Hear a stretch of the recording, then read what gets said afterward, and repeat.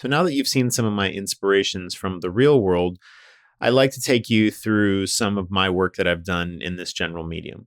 So I think what's the key takeaway here is that there really isn't a typical way that I do it every single time. So you'll see differences in all these images and they're done differently. And some of them I don't even know if I could repeat exactly the way it was done because it's very organic. And I think that's the thing to keep in mind is that you want to, personally, I like to find the balance between the abstract shape design or smaller shape read or notan or graphic read or whatever word that you'd like to use.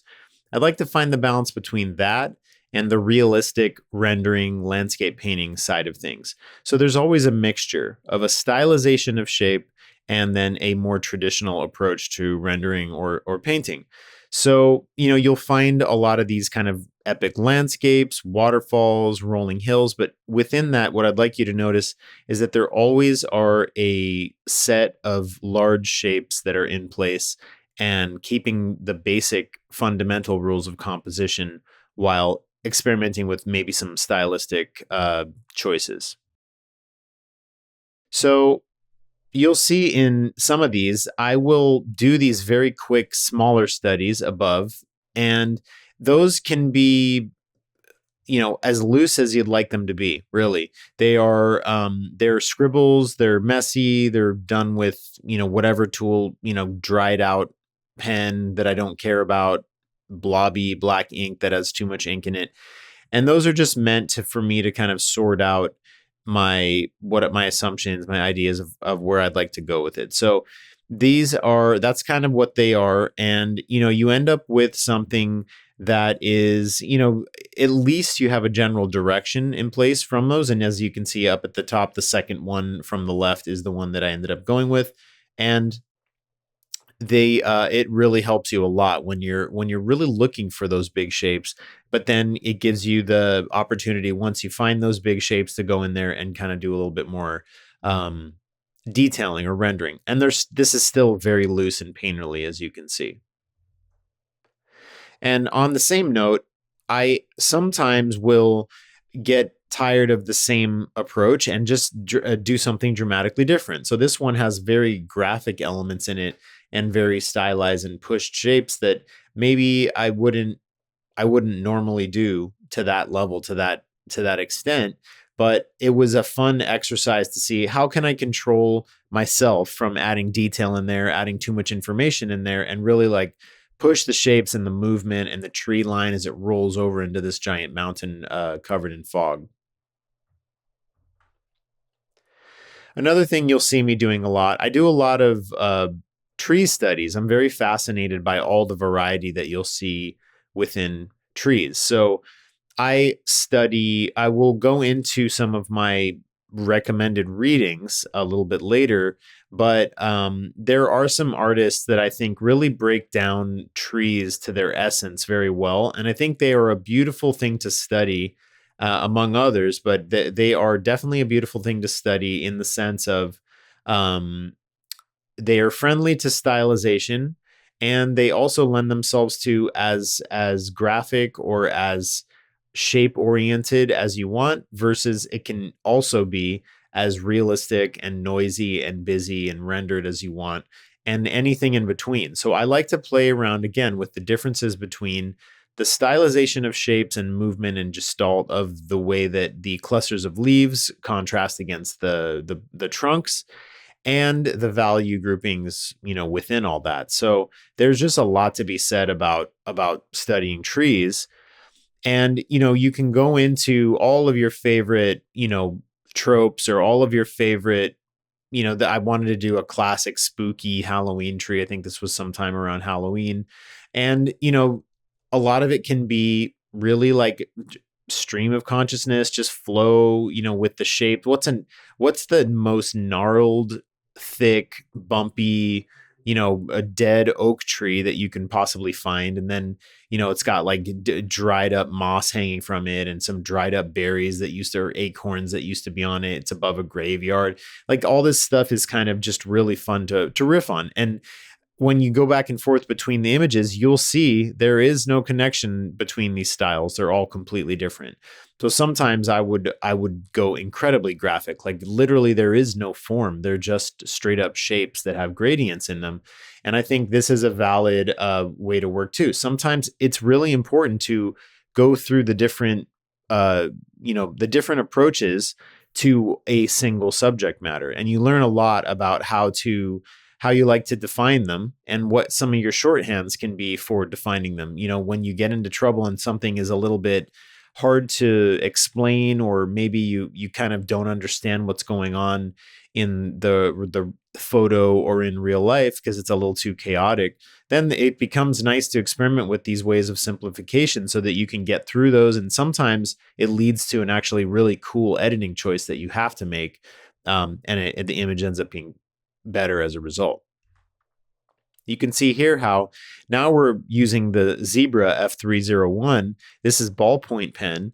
And you can see that it lends itself to the hatching, the cross hatching techniques that we went over very early in the first introduction course. The cross hatching technique is very, very friendly for nature because it builds up texture naturally, and it builds up many different types of texture just in one image and a lot of movement. So, you want to look at creating something that is static, right? Something that is a tree has a lot of life and texture in it, but you can create a lot of gesture, not only with the silhouette and the contours, but also with the technique and the texture that you build up with a technique like cross hatching or hatching. Those are very helpful to use on natural sketching specifically. And one thing I just wanted to show you, this is from my Sketching Anything course, which is a digital sketching course, not an ink traditional course. But I just wanted to show you that those same techniques, for anyone who has never taken that class or seen the videos, the same techniques are existent. This is the same way I work in digital versus traditional. It's just in digital you get the old Command Z, you get the reverse time function, or back and forth, light and dark, and you get to really carve into shapes a bit more. But ultimately, the same techniques and the same principles are used in digital media as well for me. And lastly, this is a very important slide because this is when I had just gotten back into sketching again. This is around 2018, when I had taken a very long break from doing traditional sketching, had been learning a lot of 3D, a lot of concept art techniques. And I went to the Grand Canyon, and I was so blown away by this. I had to get up at sunrise. This is sunrise at the Grand Canyon, and staring down into these insane, massive, I can't sketch it to be as grand and beautiful as it really is. But I tried, and this is me just getting a feel for these tools for the first time. Not really the first time, but right around that, several months when I got back into sketching again. So it was very important for me to get back in and do a bit of live sketching. So I would go out in nature, I'd go out in real environments and do some sketching from life. And this technique that I teach in this course is ideal for sketching in person, for life drawing or observational sketching out in the field, because these refillable ink pens are just very, very portable. You only need like maybe 3 of them, maybe 4 at the most, and then a small sketchbook. That's all this is. This is all I'm using here. Nothing that it can't be carried in your hand. A little pouch for your pens, and maybe one pen that is clear water just for like blending edges. And that's pretty much it. That's all I did. You can see I got a little mini, very skinny, like mechanical pencil just to block something in, and you're off and running. So the techniques here are not as layered and sophisticated as some of my longer drawings that I do in this course, but this is an example of life drawing, a drawing from life on site.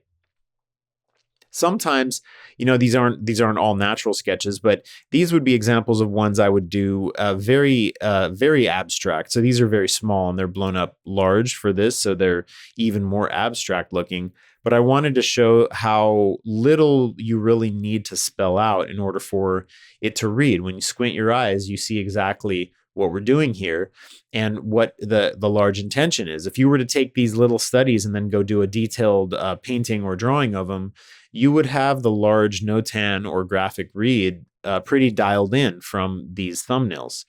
And I think the key there is always having that in mind, even when these are easy to do that because they're so small, it's hard to detail them. But it's good to keep that in mind even when you are doing a larger sketch. And last but not least, I wanted to look at a sketch from Lake Arrowhead with one of my friends hiking up in the mountains there. And what I really wanted to impart about this is that the, life drawing on site, this sometimes you don't need more than just one of the pens. So the cross hatching technique, I just used one of the pens. This would either be like the small ballpoint pen, or you could use the small felt tip Sharpie or the Micron, or you could technically do the same thing with the brush pens, but this one was one of the smaller felt tip pens. And what I wanted to call out is when you have very minimal materials, it forces you to make it interesting in other ways. So my hatching techniques, I built up information about these boulders stacked on top of each other just by hatching the planes in different directions and different proportions. So you're creating texture and movement. And on the left side, I really wanted that rock to slam down into the pathway and terminate right there on that edge. And so obviously the way it was rendered and pushed was to enhance that movement, creating a lot of movement out of something that is static. And I think sometimes drawing from life on site, you really do understand these principles a lot, and you learn a lot every time you do that. Lastly, characterizing the curly branches, that all have a particular way that they curl, like gnarled fingers or something like that. These are just things that I feel like life drawing can bring to you that you can't always get from photos. So again, highly recommend it.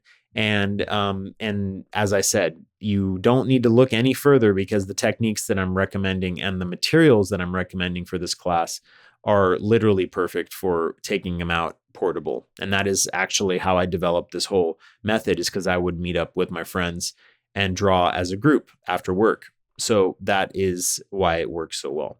So have fun with that. I highly recommend getting out as much as you can and drawing from life.